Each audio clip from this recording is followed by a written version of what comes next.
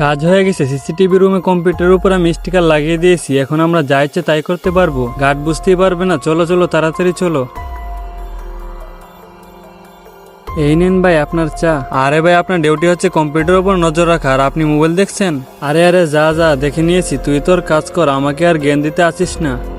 আরে আরে আমার কথা শুন, তুই গিয়ে গাড়ি নিয়ে আয়, আমরা এখান দিয়ে মাল তুলতেছি। আমরা যাই করি তাড়াতাড়ি করতে হবে, না হলে গার্ড বুঝে যেতে পারে। আরে এটা তো অনেক বাড়ি, তাড়াতাড়ি ধরতো একটু। আরে আরে এই শব্দ কোথা থেকে আসলো? ক্যামেরা তো কিছু দেখা যায় না। আচ্ছা এক কাজ করি, গুদামে গিয়ে দেখে নি, না হলে আমারই চাকরিটা যাবে।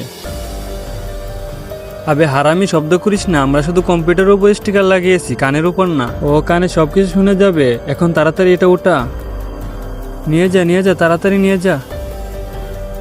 আরে গাড়ি তো এদিকে আসছে, গাড়িটা তাড়াতাড়ি সামনে নে সামনে নে। আরে শোন, গাড়িটা এদিকে আসছে, মনে হয় শব্দ পেয়ে গেছে। আরে আরে তাড়াতাড়ি মেন গেটটা অফ কর, না হলে আমরা ধরা খেয়ে যাবো। এই গাড়টা আবার কোথা থেকে আসলো? তাড়াতাড়ি লুকিয়ে পড়ি।